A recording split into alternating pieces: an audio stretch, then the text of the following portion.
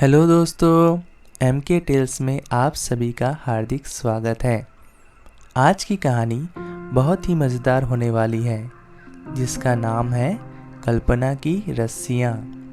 तो चलिए चलते हैं कहानी की ओर। एक बार की बात है, एक व्यापारी था। उसके पास 3 ऊँट थे, जिन्हें लेकर वह शहर शहर घूमता और कारोबार करता था।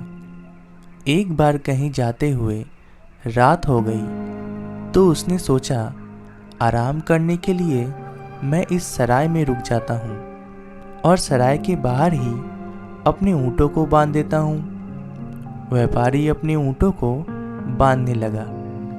2 ऊँटों को उसने बांध दिया, लेकिन जब तीसरे ऊँट को बांधने लगा तो उसकी रस्सी खत्म हो गई। तभी उधर से एक फकीर निकल रहे थे। उन्होंने व्यापारी से उसकी परेशानी पूछी, तो व्यापारी ने कहा कि उसे सराय के अंदर जाकर आराम करना है, लेकिन तीसरे ऊँट को बांधने के लिए उसके पास रस्सी कम पड़ गई है। फकीर ने जब व्यापारी की समस्या सुनी, तो वह बड़े जोर जोर से हंसने लगा और उसने व्यापारी से कहा कि जैसे उसने 2 ऊँटों को बांधा है, वैसे ही इसे भी बांध दे। फकीर की यह बात सुनकर व्यापारी थोड़ा हैरान हुआ और बोला, लेकिन रस्सी ही तो खत्म हो गई है। इस पर फकीर ने कहा कि हाँ, तो मैंने कब कहा कि इसे रस्सी से बांधो? तुम तो इस तीसरे ऊँट को कल्पना की रस्सी से ही बांध दो।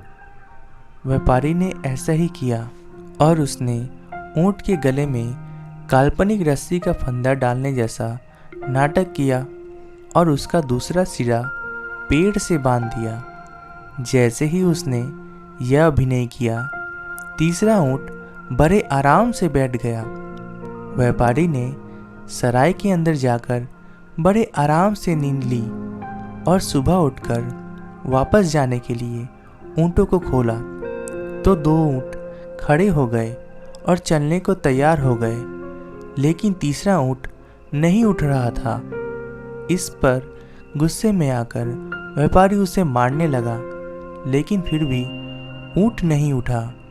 इतने में वही फकीर वहाँ आया और व्यापारी को ऊँट को मारता देख उसे पूछने लगा कि वह बेजुबान जानवर को क्यों मार रहा है।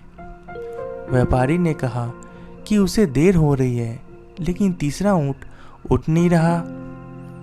व्यापारी का जवाब सुन फकीर ने व्यापारी से कहा कि अरे भाई, कल इसे बांधा था, अब आज इसे खोलोगे तभी तो उठेगा।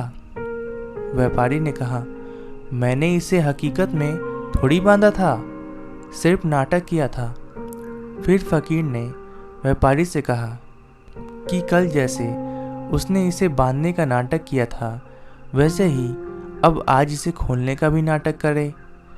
फकीर की बात मानकर व्यापारी ने ऊँट को खोलने का नाटक किया और ऊँट पल भर में उठ खड़ा हुआ।